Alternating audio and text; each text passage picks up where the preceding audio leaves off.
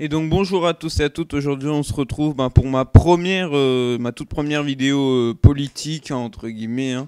Bon parce que bon je vous avais dit récemment que j'allais commencer des vidéos politiques et ben voilà ma toute première. Et donc pour ma première vidéo politique et ben j'ai décidé de vous parler un peu du triple A, même si bon je suis quand même un petit peu en retard, hein, parce que bon on en a parlé beaucoup, je pense que vous saviez déjà ce que c'était. Bon, après, je le redis pour ceux qui ne le savent pas encore, mais bon, je pense que ma vidéo est un petit peu inutile. C'est pas très grave, mais en tout cas, c'est pour tester si j'arrive à bien expliquer, etc. Donc, qu'est-ce que le triple A? Je vais essayer de vous expliquer ça le plus rapidement possible et le plus simplement possible, hein. Je vais essayer puisque c'est pas forcément évident, hein, je pense que vous le doutez.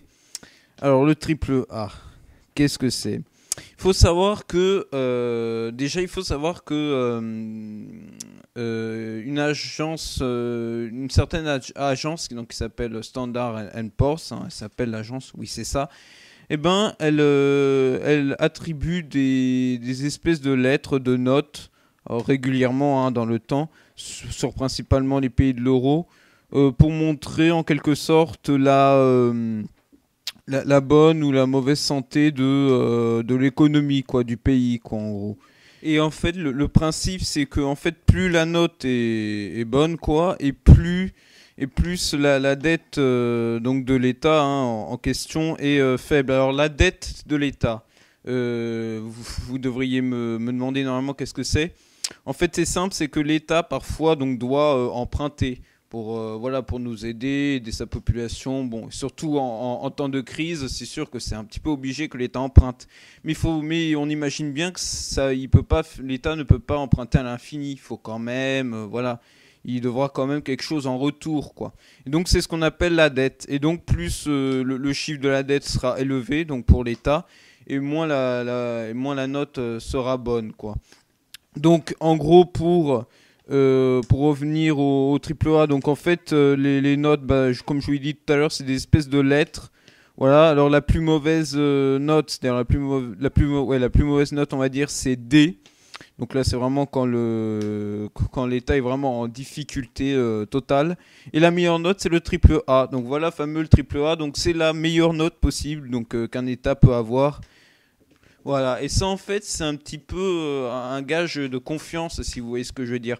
Parce que bon, certains acteurs, notamment les entreprises, investissent quand même sur certains pays, voilà, pour pouvoir se développer, se moderniser, hein, etc. avec les machines et tout.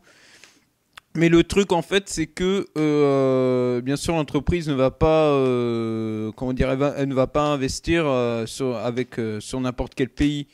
Je veux dire, par exemple, en ce moment, la Grèce, donc, qui est quand même en grande difficulté, je crois que c'est le pays de de la zone euro en plus de difficulté, il va pas investir en Grèce, c'est sûr, parce que je crois qu'elle a un C, triple C ou double C, je sais plus.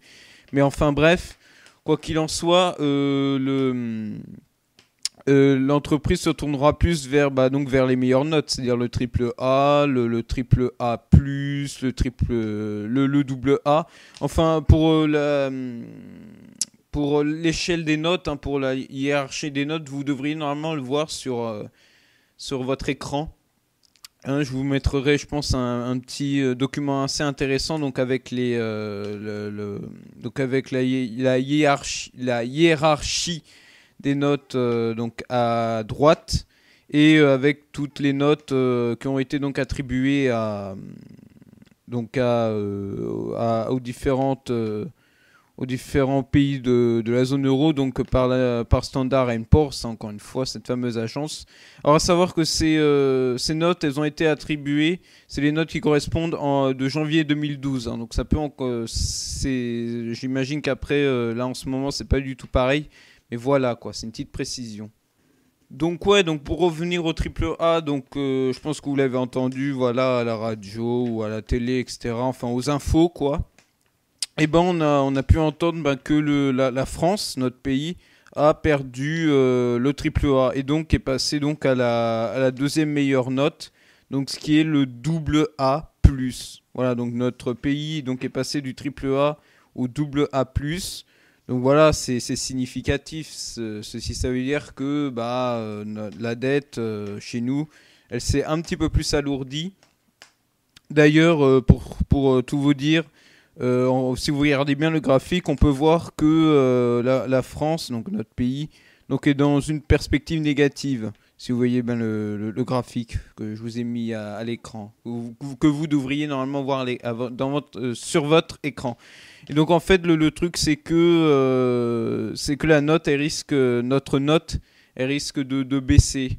Elle risque encore de baisser parce que tout simplement le fait d'être passé du triple A au double A+, ça fait que du coup les autres marchés quoi du monde ont de moins en moins confiance avec nous quoi. Vous imaginez bien que vaut mieux investir dans un pays qui a une dette beaucoup plus faible qu'un autre pays qui a une dette beaucoup plus forte, puisque après on n'est pas certain d'être remboursé.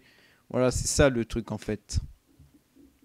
Voilà. Et donc voilà, je pense qu'on va s'arrêter ici parce que bon, voilà, je vous ai dit ce que c'était le triple A. Je pense que c'est le principal objectif donc j'ai fait de ma vidéo. Après, j'espère que vous avez compris.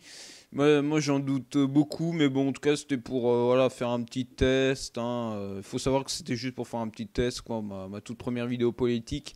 Mais bon, c'est une vidéo un petit peu improvisée, hein, je vous l'accorde. Mais je vous promets que plus tard, donc dans les mois suivants, puisque je pense vous faire une vidéo tous les mois, je pense, c'est largement suffisant pour moi, parce que bon, il faut quand même de la préparation. Vous imaginez bien dans les vidéos politiques comme ça, bon là c'était un petit peu en freestyle, hein, puisque bon, j'ai pas tout préparé, voilà, c'est une vidéo très courte. Mais je vous promets que plus tard, les vidéos seront un petit peu plus longues, vidéos politiques, et voilà, je pense plus intéressantes et plus claires. Mais en tout cas, on va s'arrêter là.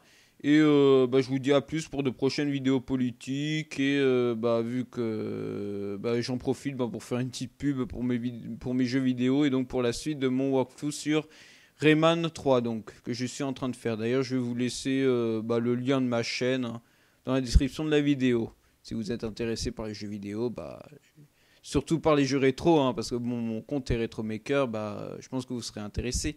Donc allez, à plus.